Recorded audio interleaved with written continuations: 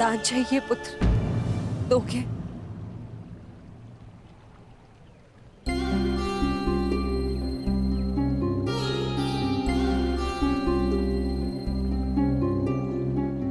सुना है, प्रातःकाल सूर्य को अर्घ्य देते समय यदि तुमसे कोई कुछ भी मांगे तो तुम कभी मना नहीं करते, उसकी इच्छा पूरी करते हो। इसलिए मैं भी कुछ मांगने तुम्हारे समक्ष आई हूं कि इस दुर्भाग्यशाली माता को क्षमादान दे पाओगे पुत्र?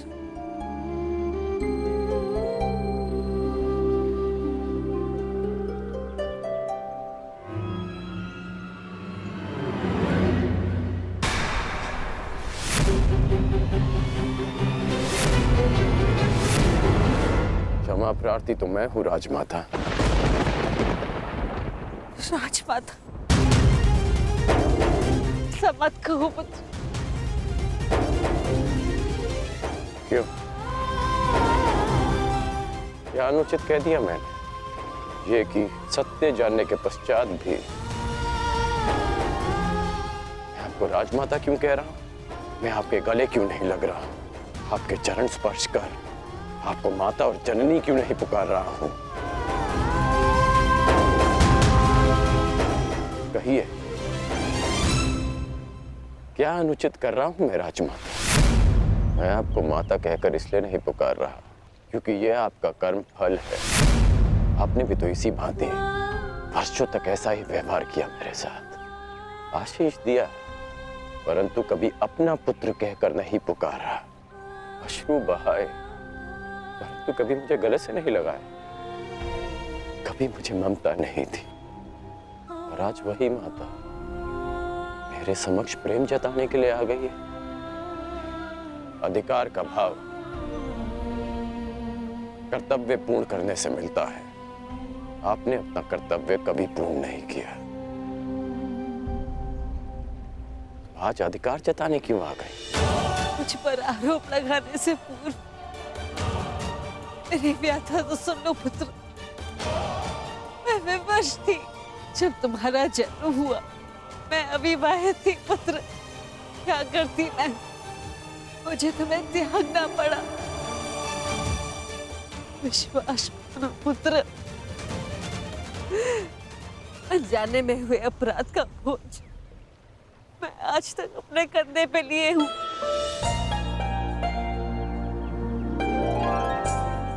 आपने अपनी व्यथा तो कह दी, परंतु मेरा क्या दोष था? एक बालक जिसने अपनी आंखें भी पूरी तरह नहीं खोली थी, उसके जीवन में आपने सदा के लिए अंधकार कर दिया। एक नवजात को गंगा माँ की भेंट चढ़ा दिया आपने। क्या आपने ये भी नहीं सोचा कि वो जीवित रहेगा या वो मर? यदि वो बच गया तो संसार उसे किस नाम से पुकारेगा? समाज उसे कितने ताने देगा कि उसका जीवन जीते जी नरक बन जाए? ये भी नहीं सोचा आपने? गंगा में इसीलिए बहाया ना क्योंकि गंगा मां पाप धोती है। मैं आपके लिए पापी था ना, केवल एक पाप, एक अभिशाप जिसे आप गंगा में बहाकर भूल गई। आश्चर्य की बात यह है कि कभी आपने मुझे खोजने का प्रयास नहीं किया। कभी ये जानने का प्रयास नहीं किया कि मैं जीवित हूं या मर गया। आपको पता है कि जब भी मैं आपके समक्ष आता था, आपको प्रणाम करता था, तो एक विचित्र स्नेह, एक अनोखा बंधन अनुभव करता था मैं। क्या आप कभी ऐसा अनुभव नहीं करती थी? तुम मेरे ही पुत्र हो। इसका ज्ञान मुझे रंगभूमि में हुआ, परंतु फिर भी आप मौन थी। ये जानने के पश्चात भी आप समझा कि तब आपके समक्ष एक और प्रश्न आकर खड़ा हो गया कि युवराज पद की होड़ में रदा कर रहे अपने सारे पुत्रों को कैसे बताएं कि जिसके कुल का वो अपमान कर रहे हैं वो उनका ज्येष्ठ भ्राता है? हस्तिनापुर के समक्ष ये सत्य कैसे बताएं कि मैं आपकी प्रथम संतान हूं? बोलिए राजमाता, कि आज अचानक क्या हो गया? ऐसा मत कहो पुत्र। मैं नहीं चाहती कि मेरे पुत्र एक दूसरे का रक्त बहे। मुझसे सहन नहीं होता पुत्र, मुझसे सहन नहीं होता। समझ गया कि आप यहाँ मेरे लिए नहीं, अर्जुन के लिए आई। कि आप मुझसे क्षमादान मांगने नहीं, अर्जुन का जीवन दान मांगने आई। क्षमादान मांगने नहीं, अर्जुन का जीवन दान मांगने आई। आप यहाँ इसलिए आई कि मैं अर्जुन का वध ना करूं। ऐसा मत कहो पुत्र। मैं नहीं चाहती कि मेरा कोई भी पुत्र एक दूसरे का वध करे। ठीक है, समस्त हस्तिनापुर के समक्ष ये स्वीकार कर सकती हैं कि मैं आपका ज्येष्ठ पुत्र हूं?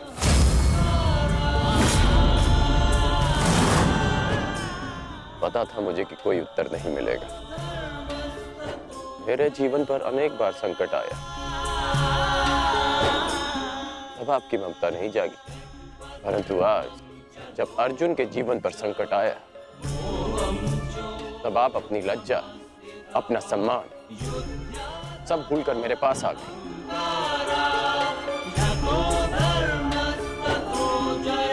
सत्य में अर्जुन बहुत भाग्यशाली है कि उसे आपकी ममता मिली। मैं भले ही अर्जुन को युद्ध के द्वंद्व में हरा दूं, परंतु आज उसने मुझे ममता के द्वंद्व में हरा दिया। तुम्हारी अपराधी नहीं हूं मैं।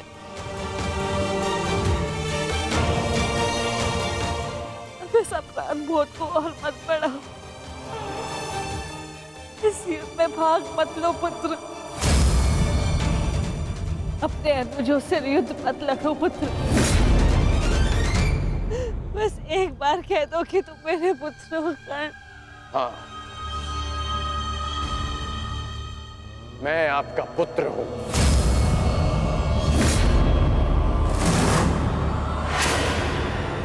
किंतु आप मेरी माता नहीं।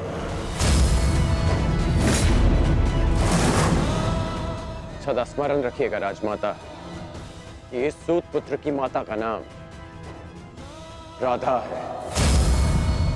मैंने अवश्य कौंतेय बनकर जन्म लिया, परंतु संसार मुझे सदा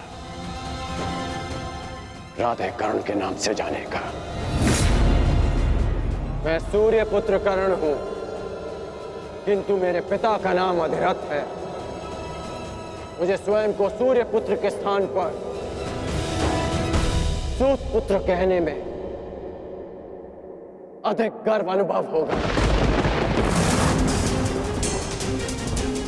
आप माता हैं अर्जुन की, सभी पांडवों की, क्योंकि आपने उन्हें पाला पोसा, बड़ा किया, प्रेम दिया। और आश्चर्य की बात तो यह है कि आप आज भी उन्हीं की माता बनकर इस सूत पुत्र राधे कर्ण के पास आई हैं, ये आश्वासन पाने कि आपके पुत्र सुरक्षित रहें। मेरे द्वार पर आए किसी भी याचक को रिक्त हाथ लौटने नहीं दे सकता मैं। राजमाता, मैं आपको रिक्त हाथ लौटने नहीं दूंगा। मैं वचन देता हूं कि इस महाभारत के पश्चात आपके 5 पुत्र जीवित रहेंगे, केवल 5। यदि अर्जुन ने मेरा वध किया तो भी, और मैंने अर्जुन का वध किया तो भी।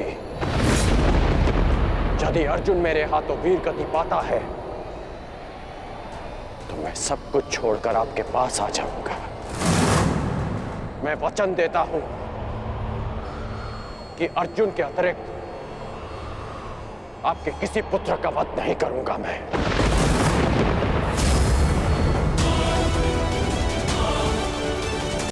कि अर्जुन के अतिरिक्त आपके किसी और पुत्र का वध नहीं करूंगा मैं। वचन देता हूं मैं। पुत्र। अब जाइए राजमाता, गंगा में त्यागे गए इस राधे के पास अब आपको देने के लिए कुछ और शेष नहीं है।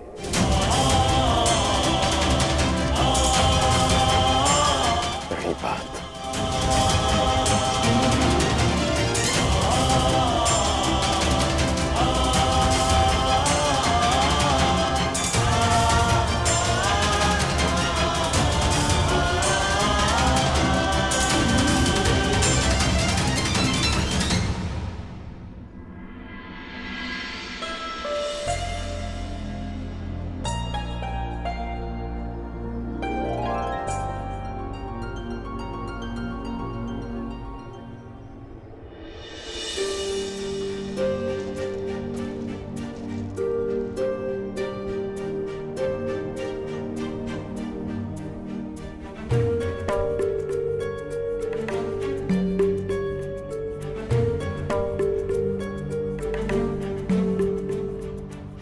सत्य कल्पना से अधिक सुंदर भी हो सकता है और अधिक कष्टकारी भी। मैं जानता था कर्ण, परंतु मैं ये कभी नहीं चाहता था कि तुम इस कष्ट को सहो। अगर आप ऐसा नहीं चाहते तो ऐसा नहीं होता केशव। एक बात मैं समझ चुका हूं कि इस सृष्टि में सब आप ही की इच्छा से होता है, आप ही के अनुसार होता है, ठीक वैसे ही जैसा आप चाहते हैं। पीड़ा केवल कष्ट नहीं देती मित्र, पीड़ा कभी कभी हमें उचित मार्ग चुनने में हमारी सहायता भी करती है। एक पीड़ा कभी कभी हमारे अन्य कष्टों का निवारण भी करती है। कर्ण,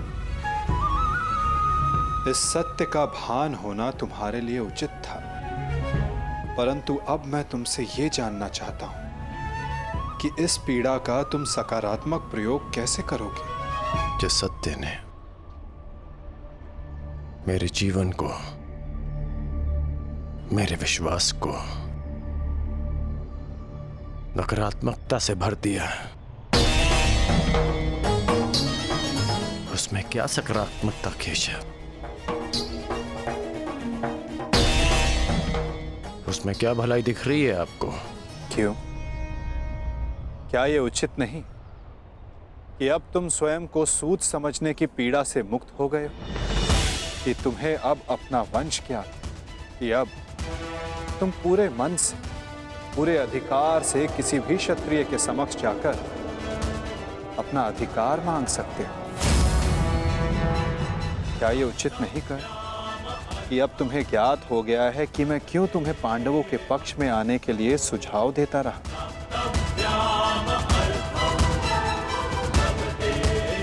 एक सत्य संसार बदल सकता है और अब तुम्हारा संसार बदल चुका है मित्र।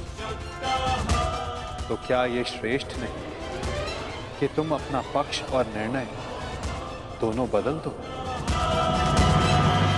तुम सबसे ज्येष्ठ कौन्तेय होकर अर्जुन, भीम, युधिष्ठिर, इन सबसे ज्येष्ठ, और मुझे ये मानने में कोई संकोच नहीं कि तुम अर्जुन से अधिक श्रेष्ठ हो। परंतु ये दो शक्तियां, ये दो भाई विपक्ष में क्यों मित्र? यदि तुम और अर्जुन एक पक्ष में हो गए तो सृष्टि की कोई भी शक्ति तुम दोनों के समक्ष छोटी पड़ जाएगी।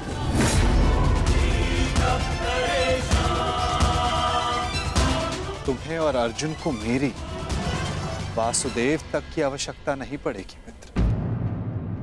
युधिष्ठिर तुम्हारा अनुज होगा और बाकी शेष पांडव भी। तनिक सोचो, जो परिवर्तन तुम अंगराज बनकर ना ला सके वो परिवर्तन तुम हस्तिनापुर के सम्राट बनकर ला पाओ।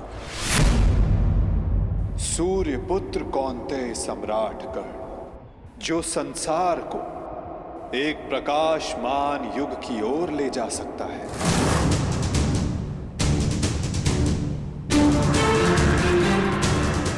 मैं केवल तुम्हारे भविष्य की बात नहीं कर रहा हूं कर्ण, मैं उस भविष्य की बात कर रहा हूं जिसकी हस्तिनापुर को आवश्यकता है, इस संसार को, इस मानवता को आवश्यकता है। और यही सबके हित में है मित्र।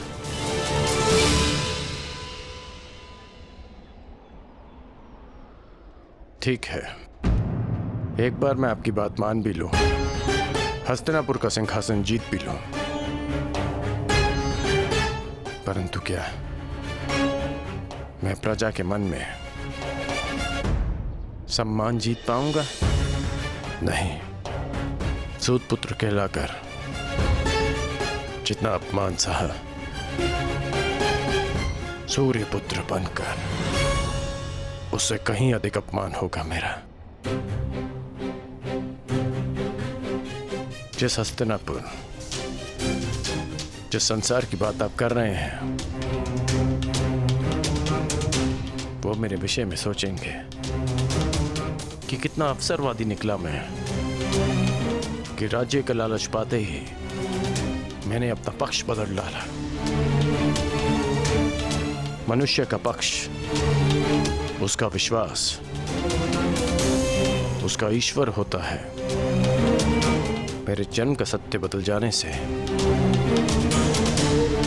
क्या मैं अपने ईश्वर को बदल डालूं?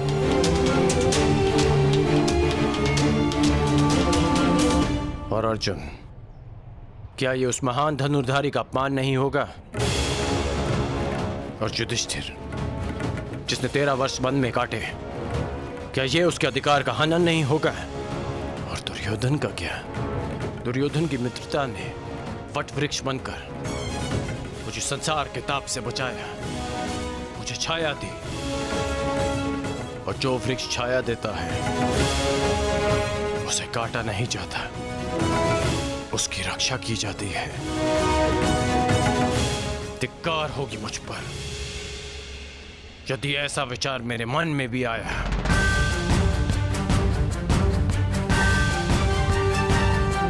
मैंने आपसे पहले भी कहा है कि मैं जन्म में नहीं, कर्म में विश्वास रखता हूं। मैं कुल, वंश, जाति में नहीं, कौशल और पुरुषार्थ में विश्वास रखता हूं।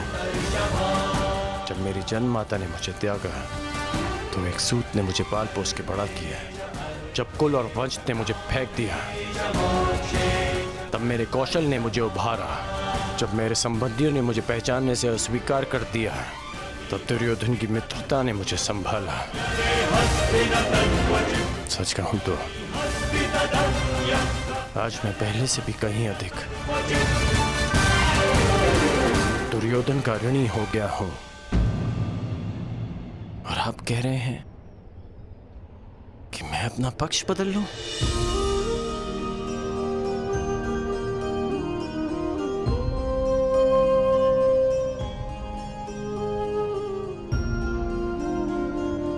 मैं अभिभूत हुआ तुम्हारे इन वचनों से कर्ण, परंतु मेरी इच्छा सदा यही है कि तुम मेरे साथ रहो और मैं तुम्हारे। परंतु निर्णय लेना तुम पर निर्भर करता है मित्र। तो बताओ कर्ण, तुम्हारा अंतिम निर्णय क्या है? तुम्हारे नए परिचय का, इस सत्य के भान का क्या निष्कर्ष है? एक ही निष्कर्ष है और एक ही निर्णय।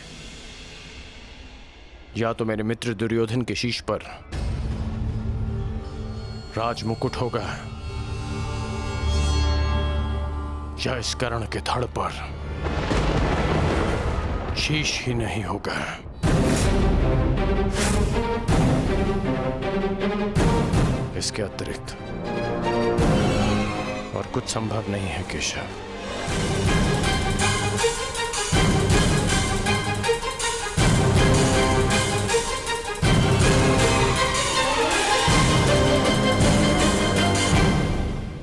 आपसे एक विनती है केशव कि मेरी जन्म कथा गुप्त रखिएगा। यदि युधिष्ठिर को इसका ज्ञान हुआ तो वो सिंहासन को ठुकरा देगा, और यदि उसने साम्राज्य मुझे सौंप दिया तो मैं उसे दुर्योधन को सौंप दूंगा, और यदि समाज को इसका भान हो गया तो वो माता कुंती को ठुकरा देंगे। इसलिए यह सत्य है हमारे मध्य ही रहे, यही श्रेष्ठकर है। मैं चाहता हूं कि आप मेरी मृत्यु तक मुझे राधे कहकर पुकारें, कौनते ही नहीं।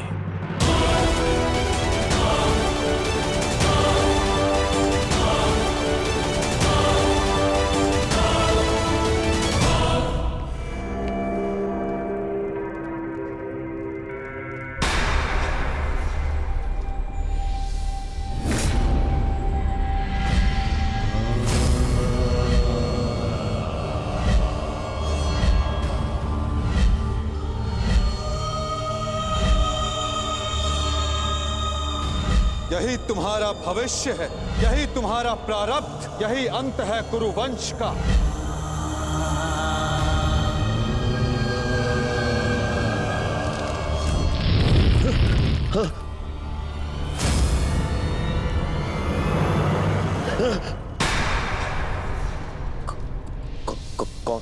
कौन है आप?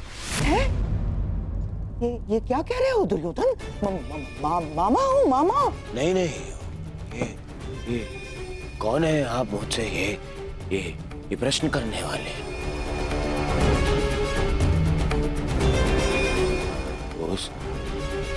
उस छली ने, उस मायावी ने, ये देखिए, ये माया आकर गया है मुझ पे। एक भ्रम जाल में फंसा गया है मुझे।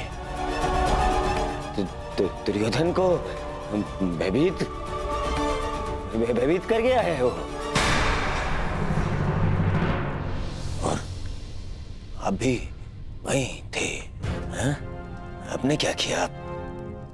आप खड़े खड़े मेरा अपमान देखते रहे। देखो दुर्योधन, तुम भूल रहे हो, वो मैं ही था जिसने उस वासुदेव को बंदी बनाने की योजना बनाई थी। मैं ही था वो। तो देखो, क्रोध करने का समय नहीं है ये, और तुम्हारा ये क्रोध मुझ पर बाद में करना, समझ गए? पहले इस बात से अवगत हो जाओ कि हस्तिनापुर में क्या घटित हो रहा है।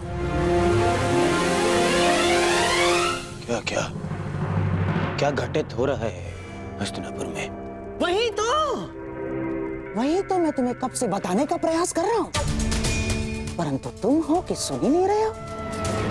तुम्हें कदाचित अनुमान नहीं है कि तुम्हारा परम मित्र कर्ण तुम्हारे नाक के नीचे क्या कर रहा है। क्या कर रहा है मेरा मित्र? जब तुम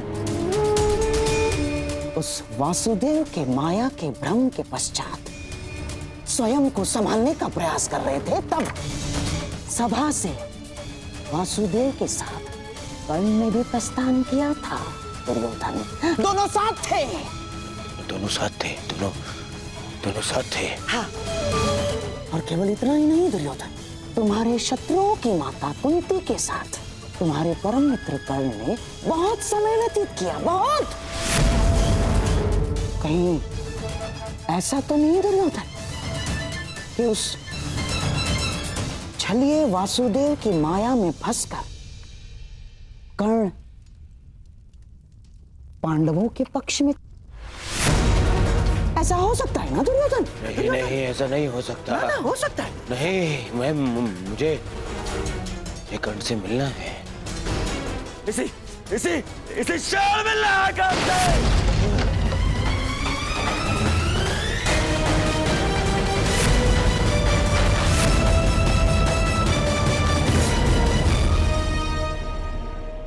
जीवन कितने खेल खेलती है ना हमारे साथ केशव।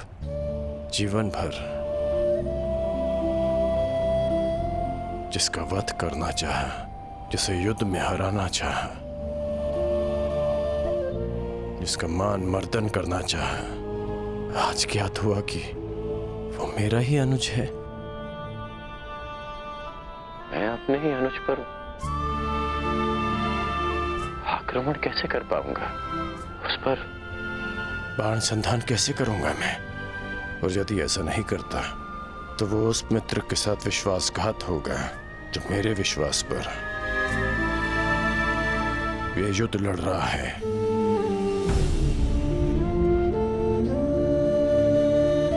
क्यों नियति हमारे साथ ऐसा खेल खेलती है? क्यों वो दो भाइयों को शत्रु बनाकर सामने ले आती है?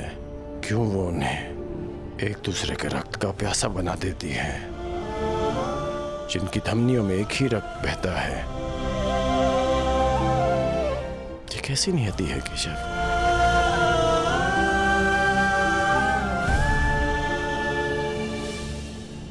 ये नियति नहीं मित्र, ये चुनौती है, ये एक परीक्षा है, या ये कहो स्वयं को सिद्ध करने का अवसर है। इतनी कठिन परीक्षा, इतनी कठोर चुनौती, इतना पीड़ादायक अवसर। मनुष्य अपनी परीक्षा नहीं चुनता कर्ण, ये परीक्षा है जो स्वयं अपना पात्र चुनती है। ये चुनौती है जो परखने के लिए स्वयं अपना पात्र चुनती है कवचधारी वीर। माटी के तट नदी की धीमी धारा के किनारे होते हैं और कठोर पाषाण को नदी के वेग से लड़ना होता है। एक सामान्य पाषाण को हथौड़ी और छेनी की मार सहनी होती है, परंतु जिसे हीरा बनना हो उसे धरती के भीतर गहन दबाव और ताप को सहना होता है। माला बनने के लिए अपने हृदय को सुई से भिदवाना होता है, प्रकाश देने के लिए स्वयं को जलाना होता है। बांस सब होते हैं कर्ण, परंतु बांसुरी बनने के लिए तन पर घाव खाना पड़ता है।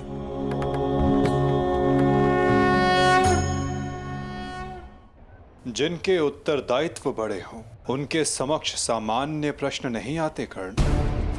जिन्हें युद्ध की हुंकार भरनी होती है उन्हें लाक्षागृह की अग्नि से निकलना होता है। जिन्हें युद्ध का परिणाम देना होता है उन्हें अपना कवच भिदवाना होता है।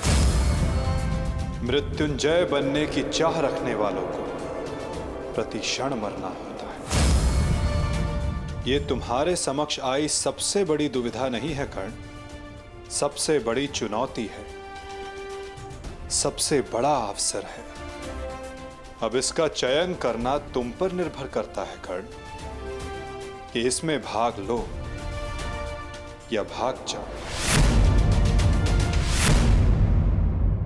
तो ये सब पहले आपने क्यों नहीं बताया केशव? यदि तब बता देता तो आज तुम्हारे समक्ष मृत्युंजय बनने का अवसर नहीं आता। एक मित्र के रूप में आपने मुझे बताया कि मुझे क्या चुनना चाहिए, परंतु आज मैंने सभा में उस कृष्ण को देखा जो भूत भविष्य वर्तमान सब है, जिनसे परे कुछ नहीं, जिन्हें सब कुछ ज्ञात है। तो आपको ये भी अवश्य ज्ञात होगा केशव कि आपका ये मित्र कठिनाइयों से कभी नहीं भागता।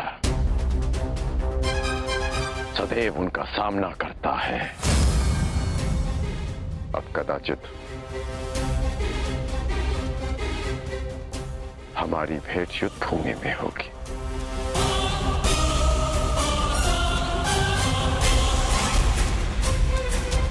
प्रणिपात केशव।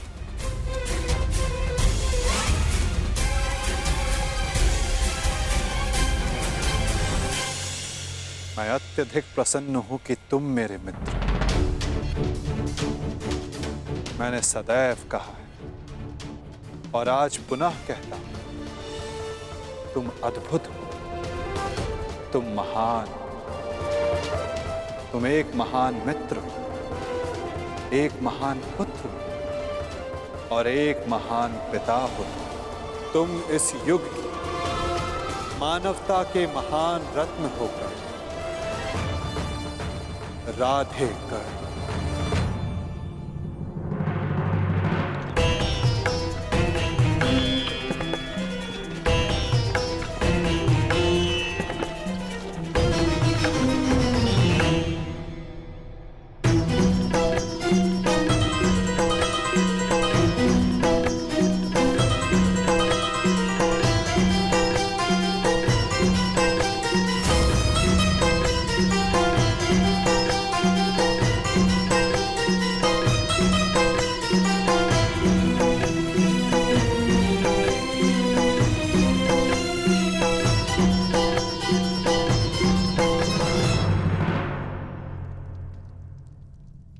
तो ठीक है, युद्ध को चुना है कौरवों ने और आज पहली बार मैं उस दुर्योधन के प्रति कृतज्ञ हूं,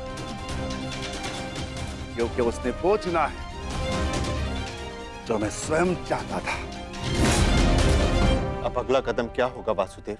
निर्देश करें, क्या करना है हमें? कुरुक्षेत्र।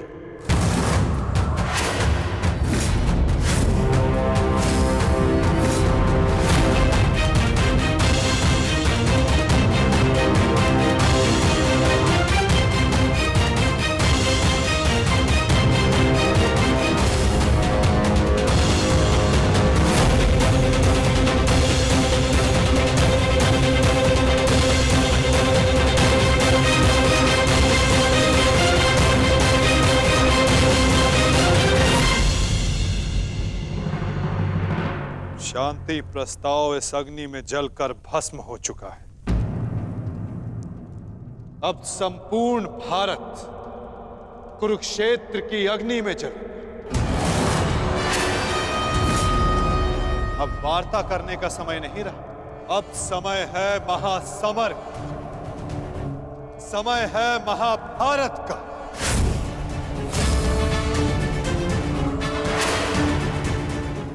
अब जीवित रहना है तो विजयी होकर या फिर मृत्यु का आलिंगन करना। अब समय आ गया कि याज्ञसेनी के खुले केशों का प्रतिकार किया जाए। समय आ गया कि आप पांचों अपनी प्रतिज्ञाएं पूरी करें। अब समय आ गया कि संपूर्ण भारतवर्ष को पाप मुक्त किया जाए।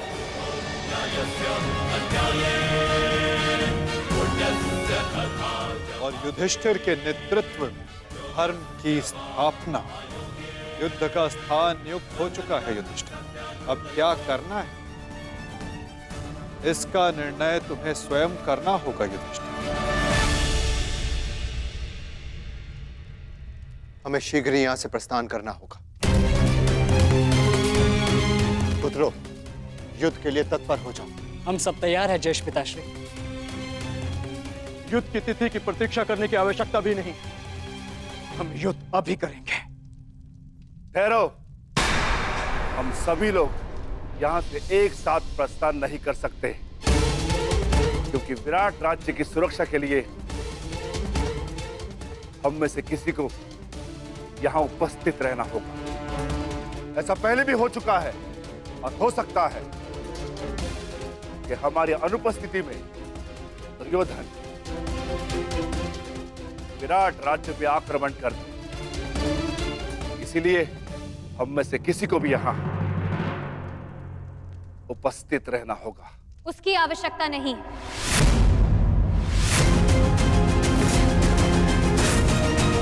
यहाँ कोई नहीं रहेगा। हम सभी एक साथ चलें।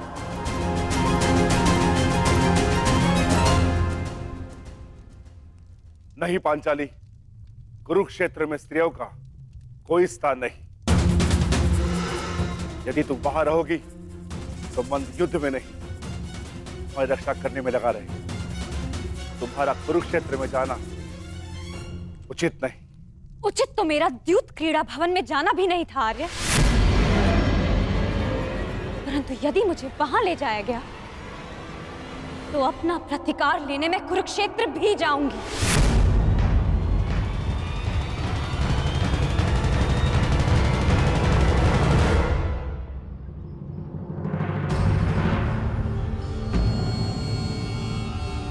कल रात्रि ही तो आए हो पुत्र, अभी जा रहे? कुछ दिन रुक जाओ। नहीं माता, मुझे हस्तिनापुर जाना होगा। युवराज दुर्योधन को कुछ बताना आवश्यक है। क्या करें? वही जो वो नहीं जानते, मेरा अतीत।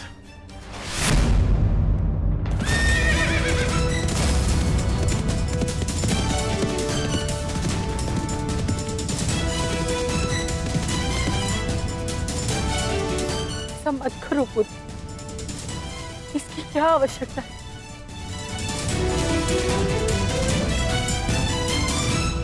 आवश्यकता है माता, आवश्यकता है। आपके लिए ये जानना आवश्यक है कि ये कर्ण केवल आपका पुत्र है। मैं सदा राधे था और सदा राधे ही रहूंगा। और युवराज दुर्योधन के लिए ये जानना आवश्यक है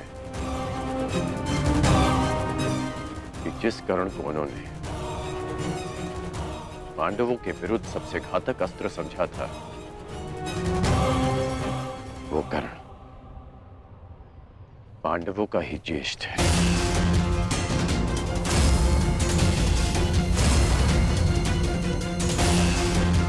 कि जो कर्ण रणभूमि में उनके शत्रुओं का शत्रु बनकर आया था, वो उनके शत्रुओं का बड़ा भाई है। माता, दुर्योधन ने कभी मुझसे कुछ नहीं छिपाया, इसलिए ये मेरा कर्तव्य है कि मैं अपने मित्र को सब सच बताऊं। दुर्योधन को सत्य बताना आवश्यक है माता। ऐसा क्या है जो युवराज के लिए जान लेना आवश्यक है माता?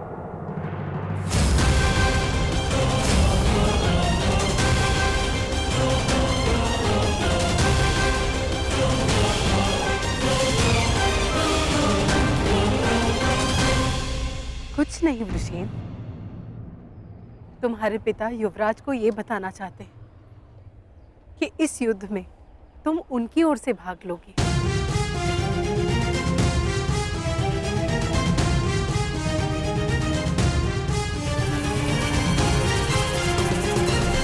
शीघ्र मिलते हैं पृष्ठदेव।